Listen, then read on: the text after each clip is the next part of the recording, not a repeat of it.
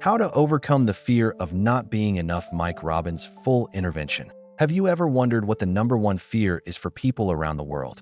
I've had the privilege of working in every country, and I can tell you with certainty that the fear of not being enough is universal. No matter where we're from or what language we speak, it's something that almost everyone can relate to. Think about it.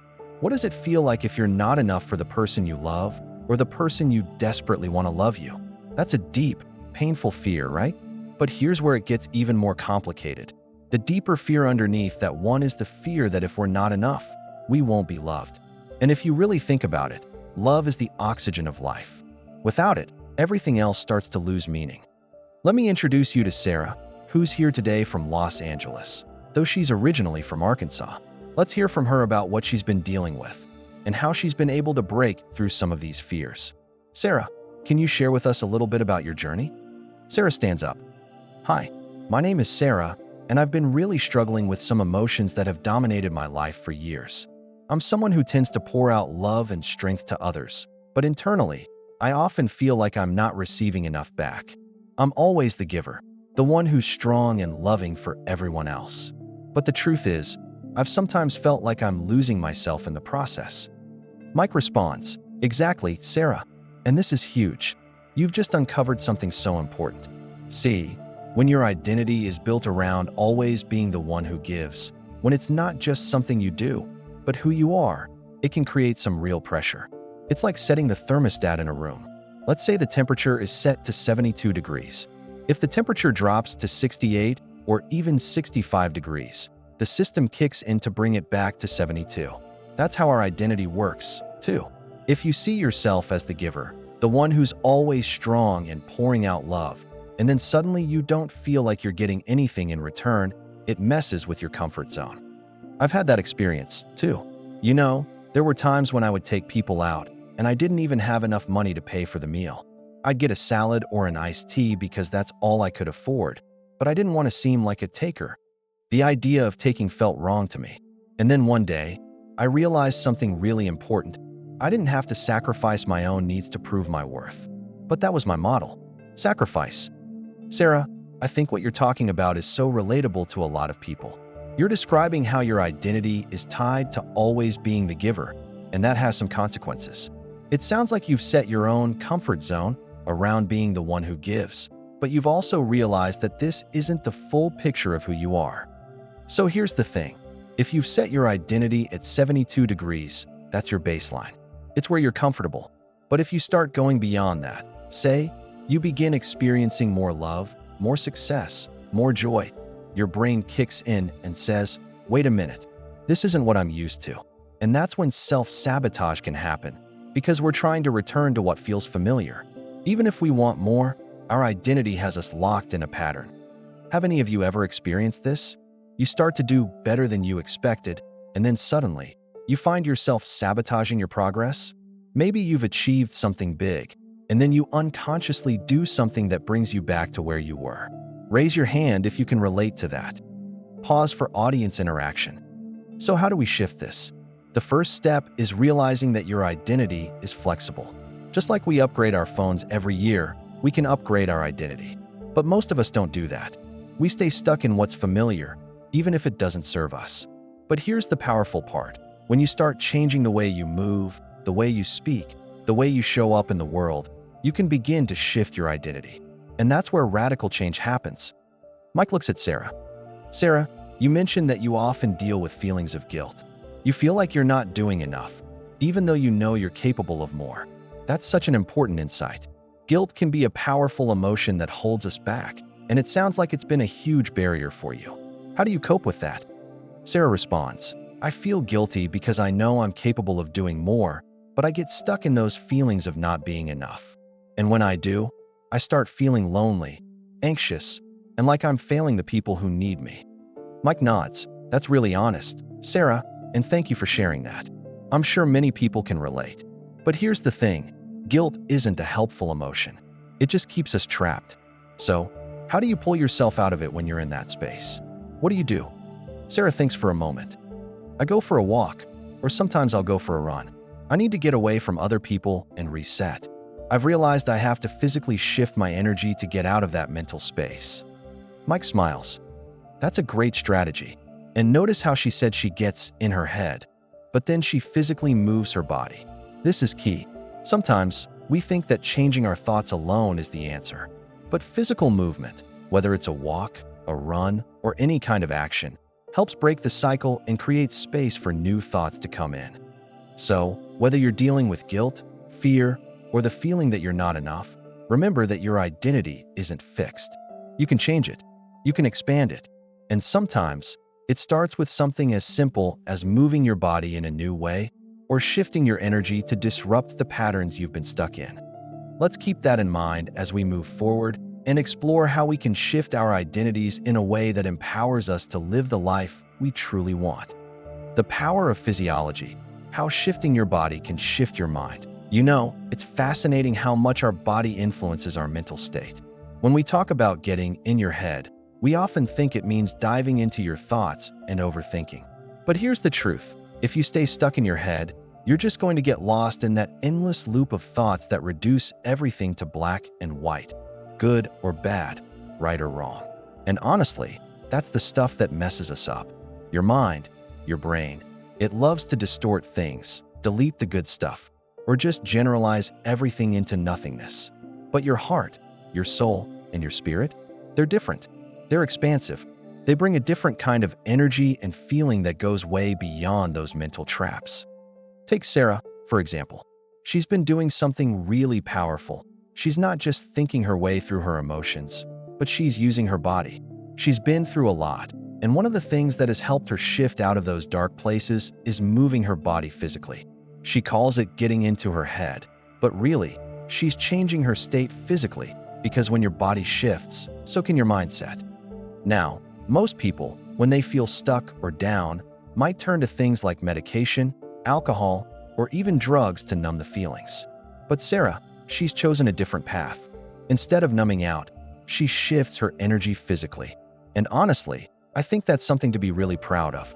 Not only does it work, but it's way healthier than any of those other options. Let's give her a hand for that. But here's the thing. What if we could catch that downward spiral earlier, before it gets so bad? You know how sometimes one negative thing happens, and it sets off a chain of emotions that just spiral out of control? Next thing you know, you're feeling overwhelmed, and it affects everything: your relationships, your work, your mindset. It's like a series of events that just keeps adding fuel to the fire, making it harder and harder to snap out of it. Sarah's been resilient, though. She's committed to figuring this out. But here's how it plays out in her mind. She calls it the crazy eight. She goes from feeling sad and guilty, to getting angry, to being frustrated. She cycles through all these emotions like a loop, sometimes even punishing herself by sitting in those negative feelings. But then, as we all do, her brain starts to get tired of the sadness, so she shifts to anger, which in turn gives her a sense of certainty and control. It's like her body wants to feel something different, so it switches things up. And it's all a pattern, right? The truth is, we all have these crazy eights in different forms. Some people turn to food, others dive into work or a relationship, trying to break free from that emotional loop. But what's interesting is that once your body starts to exhaust one emotion, whether it's sadness or anger, you're forced to switch to the next. That's just the way it works. Your nervous system needs variety. Ever smiled so much your face hurts? That's your body's way of saying, okay, I need a break. It's the same thing with emotions. They need variety too. So, Sarah, here's the big question. What do you think would break this cycle for you? What's a new emotion or a stronger state that you could bring into your life that would help shift things for you? Sarah responds, I think for me, I really need to focus more on gratitude. Not just the surface level kind where you just say the words, but the deep, real kind of gratitude that comes from within. We all have gifts inside us, and sometimes I get caught up in guilt and anxiety instead of tapping into those gifts. But I know I have the strength, and that's part of my gift. I need to focus on that more. And the more I tap into that strength, the more I can give to others. And honestly, that's what's going to bring me the fulfillment I'm seeking. Mike responds, yes, absolutely. Gratitude is a powerful emotion. It's not just about saying, I'm thankful, but about really feeling it and embodying that sense of appreciation. That's when things start to shift. Now, let's break it down a little. Sarah, let's talk about how your body reacts when you're feeling guilty. We've all been there. So, when you're in that guilt state, what happens in your body? How do you know you're in that emotional space? Sarah pauses and thinks. When I feel guilty, I tense up. I tend to avoid eye contact, I don't smile, and I kind of shrink into myself. I just don't want to face anyone. My breathing slows down, and it's almost like I forget how to breathe properly. Mike nods in understanding. That's a powerful insight. When you're holding on to guilt, it's like your whole body shuts down. You're not breathing fully, which creates even more anxiety and tension. It's a spiral, right? Now, let's try something different. Show us what real gratitude looks like in your body. I don't mean just saying thank you. I mean the deep, authentic feeling of gratitude that shifts everything for you. Sarah takes a moment to reset and then demonstrates her version of real gratitude. The weight we carry, uncovering the source of our struggles. Let's talk about something powerful today, the weight we carry. And no, I'm not just talking about the physical weight. I'm talking about the emotional and mental burdens we carry. You know, that feeling where it seems like the weight of the world is on your shoulders, and no matter how hard you try, it feels like you can never escape it. So here's a question. How many of you can already see the shift in Sarah just from the way she's talking, the way she's showing up right now? You can feel that change, right? That energy that comes from realizing something deeper, something bigger than the little things we let stress us out. When Sarah remembers her connection to a higher power, it's like a grounding force that helps her find peace, no matter what chaos is going on in her life. That's the power of grounding yourself in something bigger than you.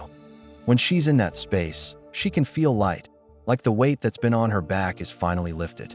Imagine carrying something heavy for so long and suddenly, it's gone. That's the feeling of gratitude. It's almost like someone just took that burden off of you, isn't it? But here's the thing. Sarah's carrying a lot of weight, and when she reflects on it, it's not just one thing. It's not just the stress of work or a tough situation. It's a mix of things, a lot of people involved. And while she's willing to acknowledge that it's her responsibility to carry it, we need to dig into why she's carrying it in the first place. You see, when we talk about the weight on our shoulders, it's easy to blame others. We want to point fingers, but often, the truth is we put that weight there ourselves.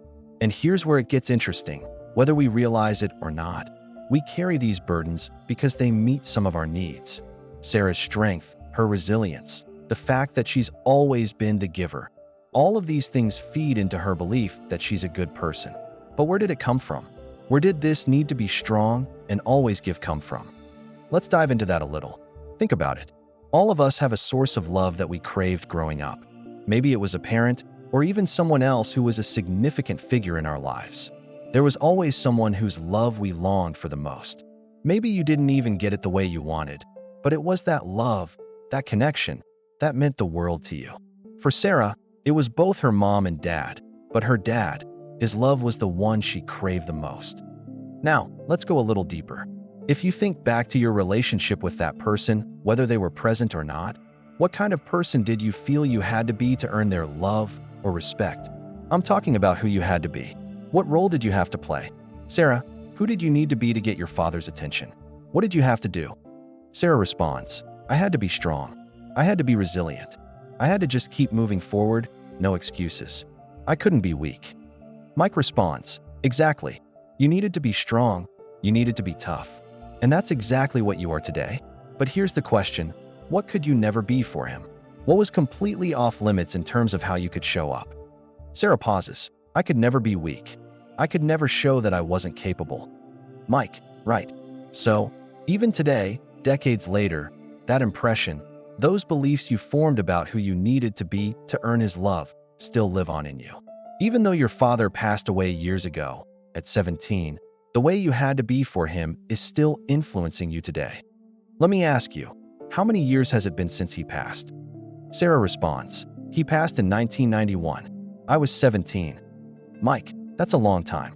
And yet, even though he's been gone for decades, that imprint of who you needed to be to get his love and respect is still alive in your mind. It's still affecting how you show up today. Here's the thing. Sometimes, even if someone isn't physically around, the role they played in our lives, the love we wanted from them, still shapes us. And that's powerful. It's important to recognize that these beliefs, even the ones formed in childhood, are still running the show unless we decide to confront them and shift them. So, think about this. What if the weight we carry is not just about our circumstances, but about the stories we've told ourselves about what we need to be in order to be loved? What if, instead of carrying that weight around forever, we could lighten the load by shifting our perspective, understanding where it came from, and choosing to let it go? Sarah, thank you for sharing that. Your story isn't just about you, it's about all of us. We all carry weights that were put there long ago, sometimes without even realizing it. And just like Sarah, we can choose. The power of masculine and feminine energy, understanding the weight we carry. You know, as we grow older, it's crazy how much we start seeing our parents in ourselves. It's like, the older I get, the more I see traits in me that are just like my father's. And it's not just the surface stuff. It's the deeper qualities, the way he approached life, the way he worked hard and pushed through anything. And even though he's no longer here, those qualities still resonate within me. That connection we have with our parents, especially the love we crave from them, shapes who we are today. For some of us, it's a father's love that we long for the most, while for others, it might be a mother's. But for Sarah, it was both of her parents, though she admits that it was her father's love she craved the most. Now, her father, being the strong, masculine man that he was, pushed her to be strong, too. He raised her with this idea that to be worthy of love, you had to push through, take on the burden, be resilient, no excuses. And that's exactly what she became. She became the strong one, always taking on the weight of the world, always giving, always proving she was enough. But here's the twist. Her father, as much as he loved her and wanted the best for her, didn't understand one thing. He was teaching her to be more masculine when, at her core, she was wired to be feminine. She can still use the qualities he instilled in her: strength, resilience, the ability to push through, but there's a part of her, a deeply feminine part, that's been left unfulfilled. This is where it gets interesting. Whether you're a man or a woman, we all have both masculine and feminine energies within us. The problem is, society often teaches us that masculinity is the key to power, success, and respect, and we're told that feminine energy is secondary. But let me tell you, that's completely wrong. True feminine energy, the kind that's real and raw, has more power than masculine energy. Always has, always will. The issue is that for centuries, immature masculine energy has abused and suppressed feminine energy. But mature masculine energy? That's the energy that gives, protects, and sacrifices for the well-being of others. Now, think about history for a second. Men would go out and risk their lives hunting, fighting off predators, bringing back food. Meanwhile, women, in their own way, risked their lives giving birth, nurturing the next generation, and foraging to gather food. But here's what's fascinating. Women had to develop communication skills. Why? Because when they were out gathering, they had to make noise to warn the men of danger. And what did men do? They learned to stay silent and still, waiting for the perfect moment to strike their prey. That's how we evolved. Fast forward to today, and many women have been taught that in order to succeed, they need to adopt masculine energy, become strong, tough, unshakable. And while there's nothing wrong with tapping into that strength, what happens when it becomes the only energy you rely on? It leaves the feminine part of you, nurturing, trusting, intuitive, underdeveloped. And that's where the imbalance starts. When you live your life from a place of only masculine energy, you're not truly living your authentic self. You're living someone else's life, the life your father may have wanted for you, or the life society expects of you. This is why many women who embody masculine energy aren't truly happy. They're just keeping up with a role that doesn't fully reflect who they are inside. They love and respect their fathers, sure, but they're missing a critical part of themselves. So what happens when you start to reconnect with your feminine energy? Well, for one, you can trust more deeply. Trust is a powerful feminine quality. It's the surrendering to something bigger than yourself. Trusting that you're supported not just by your own strength, but by the universe, by a higher power. This is what Sarah starts to tap into, letting go of the need to always be strong, to always carry the weight, and instead embracing a more balanced approach to life. Now, the tricky part. This all comes down to understanding your primary source of love. Where did it come from? And how has it shaped the way you live today? The love you craved as a child has shaped your identity, your values, your actions. But here's the kicker. When you're a baby, you can be anything. You're pure potential. But as you grow, you start adapting to what you believe you need to do to earn love, whether it's from your parents, your society, or the world at large. And that leads to a deep fear, the fear of not being enough. And I'm talking about a universal fear. It doesn't matter where you're from or who you are, this fear of not being enough is at the heart of so many struggles. How does it feel to think you're not enough for the one person you crave love from? It's devastating, isn't it? But the deeper fear is that if we're not enough, we won't be loved. And let me tell you, love is the oxygen of life. If you don't have love, if you don't feel connected and cared for, you can't thrive. Here's the thing. Without love, babies can't survive. There's a condition called failure to thrive, and it happens when babies aren't touched or loved enough. We're the only species on the planet that can literally die from lack of love and affection. It's that powerful, and it doesn't change as we grow. We still need love, still need connection, and still need to feel like we're enough. The power of masculine and feminine energies, finding balance in a world of expectations. As we go through life, we all want love, but sometimes we're afraid of the pain that comes with it. When we're born, there's no need to do anything to be loved. You could literally do anything. Cry, mess up, throw up, and your mom would still love you. She's got this powerful bond with you, full of something called oxytocin, that keeps her love unconditional.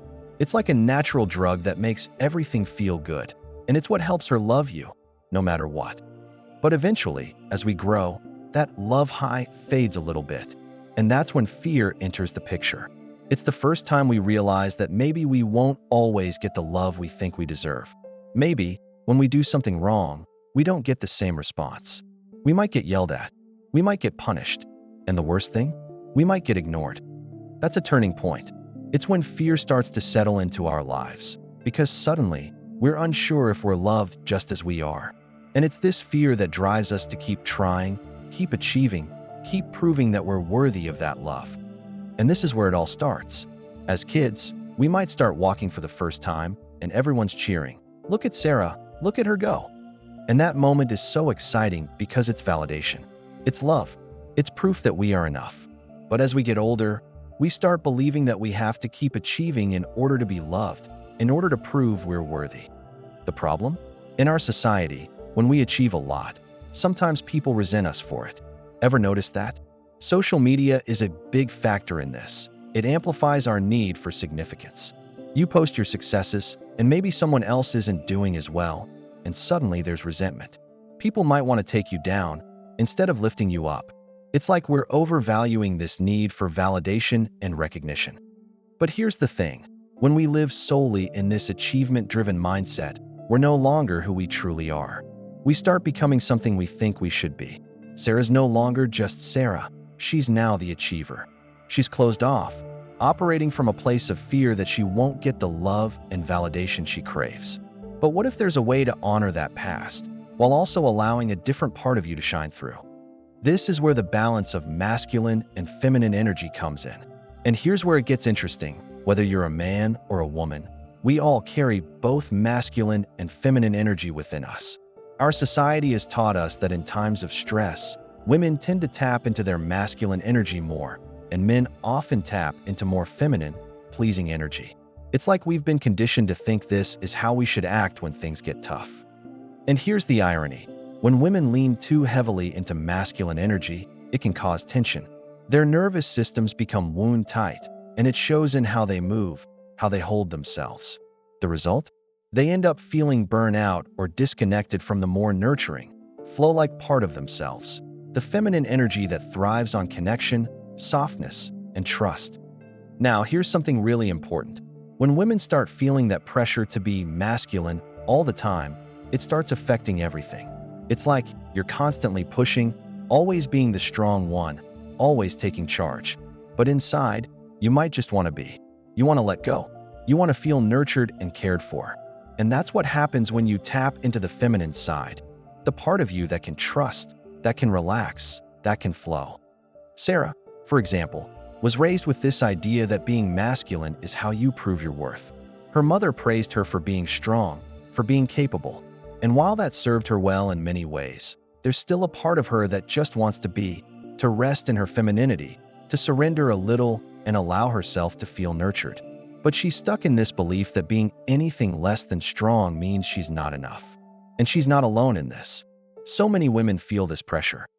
Now, here's the breakthrough. When Sarah starts embracing her feminine energy, even just a little, you can see the shift. You can literally see her face soften, her body relax when she talks about it. You see the evidence of what's real inside her. And that's where the power lies. And let me tell you, courage has nothing to do with being masculine or feminine. It's a human quality. Courage means doing something even when you're scared because you believe in the bigger purpose. And Sarah's courage to honor her own truth, to admit that she's got both masculine and feminine energy within her, that's inspiring. How many of you can relate to her on some level? So, for all of us, the lesson is clear. It's not about being one or the other. It's about understanding what's at your core.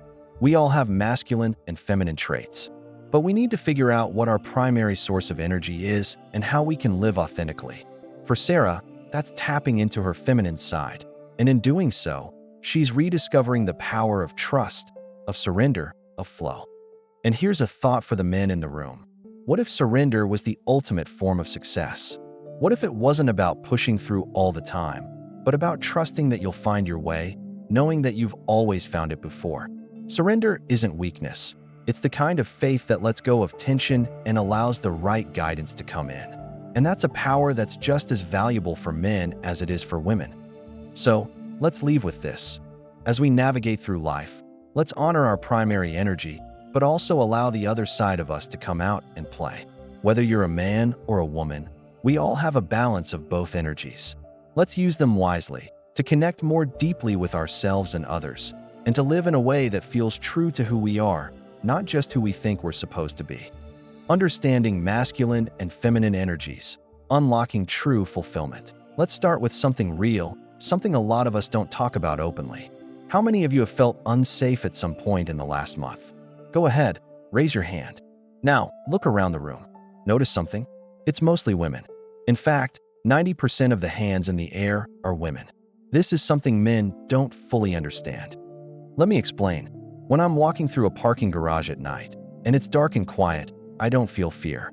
And that's not because I'm some tough guy. It's because I've trained myself. I've been in situations where I've faced danger, and I know what to do. I know how to handle it. But here's the thing. Would I let my wife walk down there alone? Not a chance. Why? Because as much as she's a strong, powerful woman, there's still a part of her that's vulnerable. Women, for most of their lives, have been conditioned to be aware of threats, spidey senses on high alert. It's in their DNA. And this vulnerability? It's a part of what makes women so powerful, but it's also something that's often been misused or misunderstood. A lot of the pain that women experience comes from this immature masculine energy. You know the kind, where men try to control, direct, or dominate. Sure, that can work in certain contexts, but it doesn't create a healthy, balanced relationship. Now, let's get real about this. We've all got both masculine and feminine energies within us, men and women alike. Society often tells women to suppress their feminine side, to be more masculine, especially under stress. The message? Be tough, be strong, don't show vulnerability. On the other hand, men under stress might start to act more feminine, being pleasing, trying to avoid conflict. It's a strange push and pull that leads to confusion. Ladies, think about this. How many of you can't stand it when a guy is constantly trying to please you, bending over backward to make you happy? Or when he takes forever to make a decision? It's frustrating, right? Yet, on the flip side, how many of you wish he'd take the lead and stop second-guessing himself? It's a lot to balance, right? Now, let's shift the focus back to you, Sarah. You mentioned that you feel like you're a feminine person at heart, but you've been praised for your masculine qualities your whole life. Your mother admired your strength and independence, and so you've been conditioned to value those traits. But here's the thing. Living up to that expectation has made it harder for you to connect with your true self. Because while you can be strong and tough, there's a part of you that yearns for softness, for vulnerability, and that side has been suppressed. This is the core of the challenge. As much as you've achieved and thrived in the masculine world, there's something missing. The softness, the gentleness, the ability to let go and receive. This is what your soul craves. And until you start embracing that feminine side, you won't feel truly fulfilled. Now, let's talk about a major shift that needs to happen for everyone in this room. We need to update our mental models. We need to understand where our emotional needs come from. For many of us, the love we craved most growing up, whether from a mother, father, or another significant figure, shapes the way we live today. What did you have to do to earn that love? How did you have to act, behave, and who could you never be for that person? It's a question that hits deep, right? When you think about it, most of us are still trying to live up to the expectations we had as kids. We're still trying to be what others wanted us to be. And for a lot of us, that pressure to always be enough drives everything we do in life. It's exhausting. But here's the truth. Your emotional well-being depends on letting go of that old model. You can't keep operating from the same place that made you feel like you were constantly striving to prove your worth. Instead, it's time to expand your identity. Embrace both your masculine and feminine energies and understand that you can be tough when needed, but also soft and vulnerable when it's time to let your guard down. This is about finding balance. You can't be all one thing. The world has changed. Decades ago, we had more defined roles. Men did this, women did that. But today, those lines are blurred. It's not about being masculine or feminine exclusively, but about integrating both energies in a healthy, fulfilling way. Here's something interesting to think about. How many of you men, back in junior high or high school, were totally head over heels for a girl, and you felt like you weren't enough because, no matter how hard you tried, she always went for the older guy, the one with the car, the resources? That's a dynamic that plays out a lot.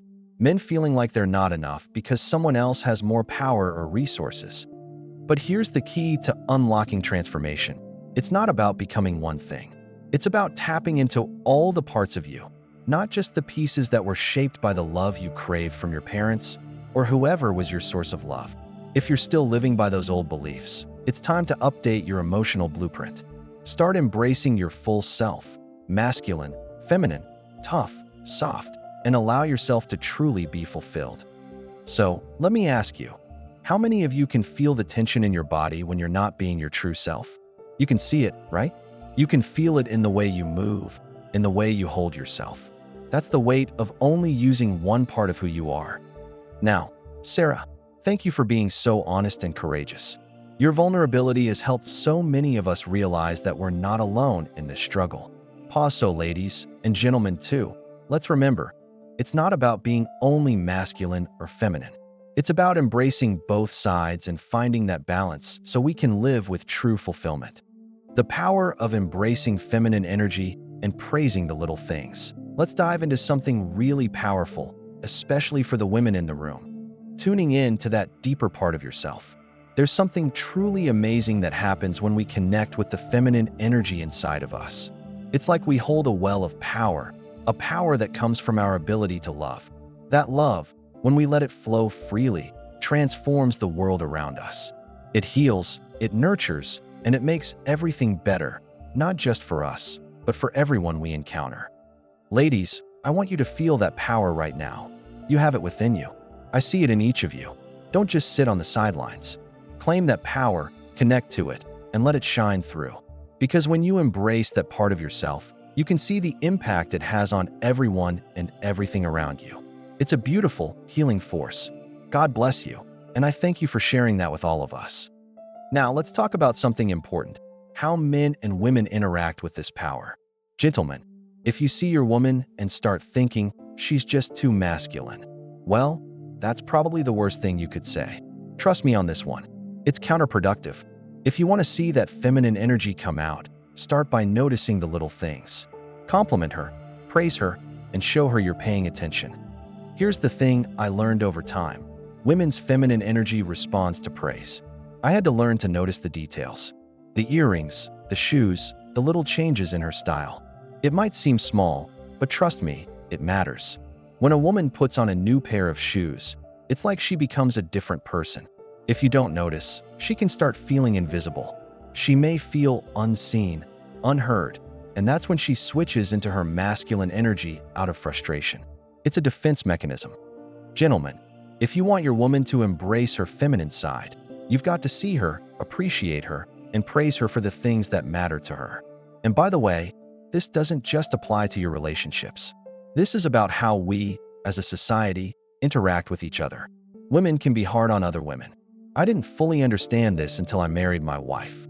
She's someone who loves women, encourages them, and wants them to shine. But it was eye-opening to see how other women sometimes reacted to her. Even though she's incredibly supportive, many women were mean to her because they felt threatened by her strength or beauty. And that's something we need to address. Why do women tend to judge other women more harshly than men do? Ladies, this is your time to reconnect with that feminine energy inside you. Stop the judgment and embrace the power in each other. When we do that, we stop tearing each other down and start lifting each other up. Now, let's talk about masculinity. Men, I know you can relate to this. You grow up being challenged. Your dad probably pushed you, told you to get up, keep going, don't quit. That's how men are taught to deal with the world. Tough, resilient, always pushing forward. But I'm very different with my daughters than I am with my sons. I want my daughters to feel nurtured, loved, and supported. I challenge my sons more because I want them to grow into strong men. It's a fine line, but here's where it gets interesting. Men, if you're constantly trying to please your partner, you're not tapping into your full masculine energy. Women don't want you to be constantly pleasing them. They want to feel like they can trust you, and they need to know you can handle things, be strong and reliable, even when things get tough. Women love to test, often without even realizing it. They'll test your strength, your ability to handle pressure, and if you break down or fall apart, that's when trust starts to crumble. Ladies, how many times have you asked your man, "What are you thinking?" And when he says, "Nothing," you get frustrated? I know, right? It drives you crazy because you know that when you're at a party, you notice everything. The outfits, the subtle body language, all the little details. You see it all. But when your guy goes to the same party, he's clueless. He barely notices what's going on. So, when you ask him about it and he says, "Nothing," it feels like he's hiding something. And let's be real, when you get that feeling, it's hard not to get upset. So what's the takeaway here? It's all about balance. Men, if you want to see your masculine energy grow, don't focus on being a pleaser. Instead, challenge yourself. Stand strong. Show leadership. Women don't need someone who's constantly trying to please them. They need someone they can trust. And women, when you reconnect with your feminine side, you'll notice how much more balanced and fulfilled you feel. When you embrace that softer, nurturing part of yourself, it will make you more powerful in ways you never imagined. So, whether you're a man or a woman, remember, embracing both masculine and feminine energies doesn't just help you feel more balanced. It helps you show up as your best self, and that's the most powerful thing you can do.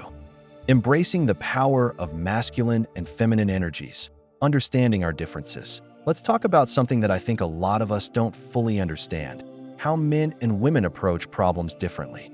Men, when they say, "It's nothing," they actually mean nothing. It's not that they're being dismissive, it's just that they've literally learned to shut off their brain and stop thinking about it. This is how most men process things, they just don't talk about it. Now, this can be confusing because, on the other side, women are often seeking deeper conversations, emotional connection, and support. So, when a man says, "Nothing," it's hard to trust. It can feel like he's hiding something, or maybe just not trying hard enough. But here's the thing, men and women are wired differently. Women often think men are just like hairy women, needing coaching and advice. And men often view women as these over-organized, stressed beings who they're more than happy to fix. It's a pretty common dynamic, but it's not always productive. Men love solving problems, especially when it comes to their partners. Why? Because in the masculine world, solving problems is a sign of strength, of power. Every man knows this. It's how he measures his worth. But here's where it gets tricky. Women, on the other hand, get frustrated when men try to fix things too quickly. It's not about fixing it. It's about feeling it, sharing it, expressing it. This is one of those places where the two energies don't always mesh well. And let's be honest, this dynamic can be frustrating for both sides. Now, let me give you a little insight into how this plays out in the early stages of life. Boys and girls, even from preschool, interact differently. I've seen this firsthand. Boys, when they get together, are competitive. They don't share secrets or dive deep into their emotions. It's all about the action, about one-upping each other. I can show you a video of a group of preschool boys, and one of them might say, "I hit a baseball over the fence," and the next one says, "I hit it to the next city." The third boy will take it even further, saying, "I hit it to God." That's just how they work. Competition, hierarchy. But girls, they share secrets. They nurture connections. They express themselves differently. It's these subtle differences that shape how we interact with each other. When a man brags, it's not just ego. It's part of the game. It's hierarchy. Women, when they hear this, may think he's exaggerating or even lying, but in his mind, it's just part of the competition. And when you try to coach or criticize a man, he doesn't receive it well. He sees it as criticism, not help. It's one of the most damaging things you can do in a relationship. And let's not forget, many women were raised with the idea that they should never be dependent on a man. How many of you were told this by your mothers? Pause for audience response now. Think about this. If you're taught not to depend on a man, what role does that leave him in your life? A man's purpose, in this context, is to provide something of value. But if you don't allow him to step into that role, it creates a disconnect, doesn't it? That's part of what's broken in so many relationships today. We're all taught to be independent, but here's the problem with that. We forget that we have complementary energies. Men and women bring something unique to the table, and when we allow ourselves to embrace these differences, it creates a much more powerful connection. It's not about opposing each other. It's about working together, offering something that enhances the other. Sure, we all mess up. Both men and women make mistakes. But when we stop demonizing each other for those mistakes, when we start understanding each other, that's when real change can happen. This is a collective awakening we need to have, recognizing the miracle of the person sitting next to you and the miracle within yourself. That's where the real power lies. Now, here's something I want you to think about. Close your eyes for a moment and imagine your father's presence, whether he's here or not. Can you feel it? Can you sense his love, his care for you? And imagine that he's grown wiser. He understands more now than he did before. Now, ask yourself, did he love you because you were strong? Or did he teach you to be strong because he loved you? There's a difference between these two. One comes from a place of wanting to protect and provide, while the other comes from a place of fear or control. Think about the love your father gave you. He might have wanted to help you grow into someone who could handle anything life throws at you. But here's the truth. A person who is primarily feminine can still use the tools he gave you.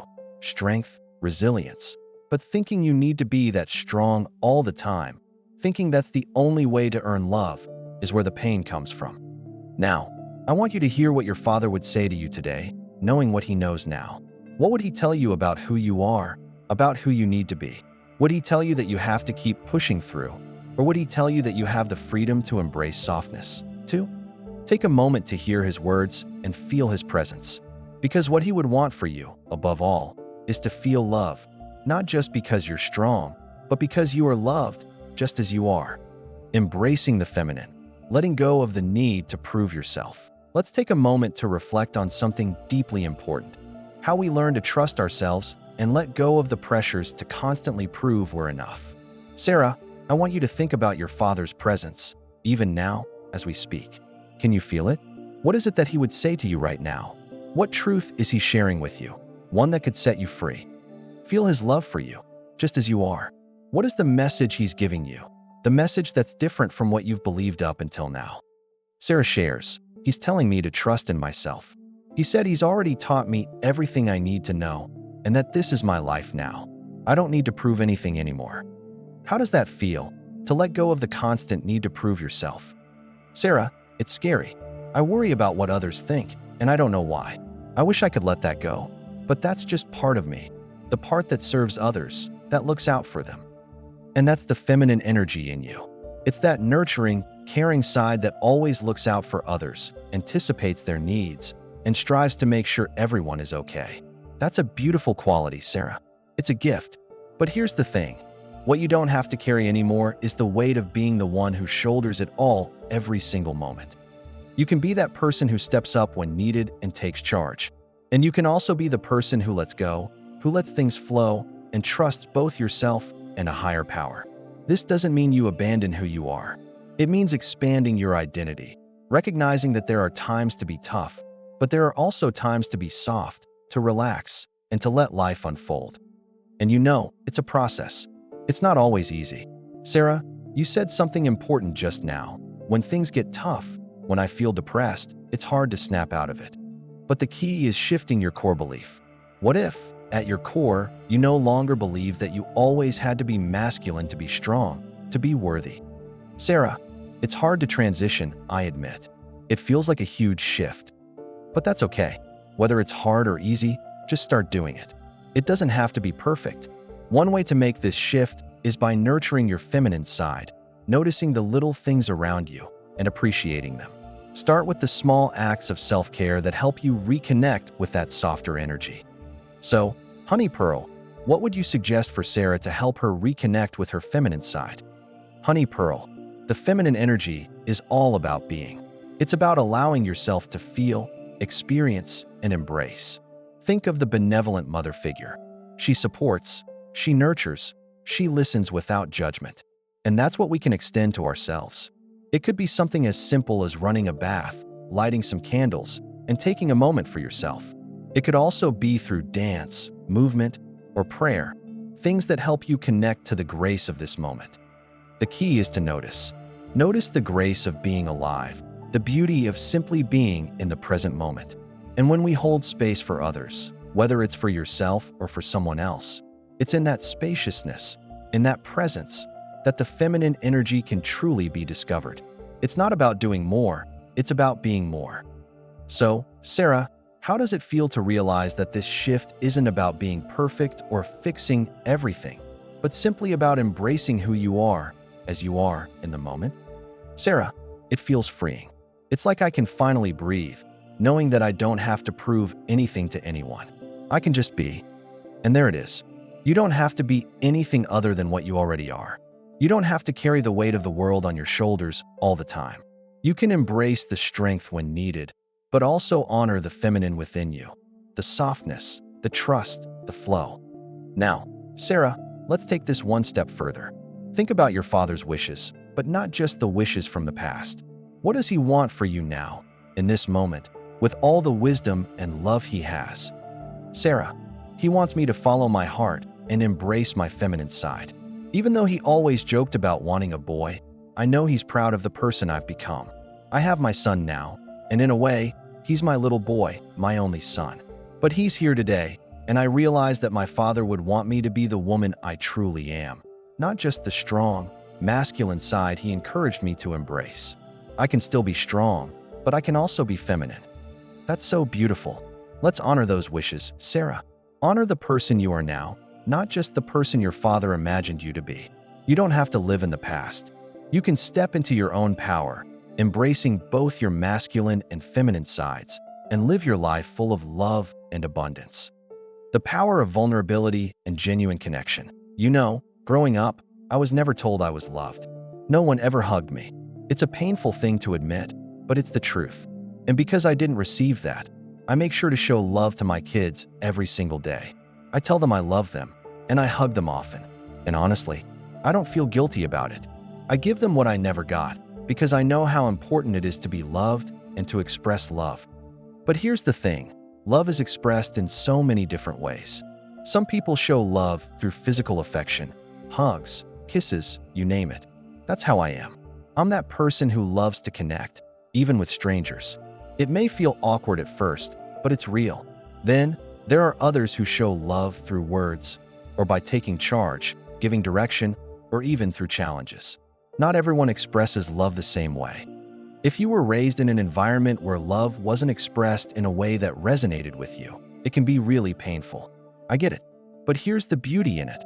What you didn't get, you can make sure your family gets. You can be the person who changes the narrative. And that's how it should be, right? Every generation should do better, should evolve, and grow. It's not just about judging the past generations for how they expressed love. It's about recognizing that we can evolve and create something better. And that's really the key. We're all constantly evolving. Our beliefs, our worldviews, everything changes. And when we change how we view things the stress and struggles we carry start to dissipate. If you're feeling stressed, it's a sign that your worldview might be outdated. So it's time to update a few beliefs and emotions, and with that, your life can shift. Now, let's take a step forward. We've been talking about emotions and how they shape our experiences.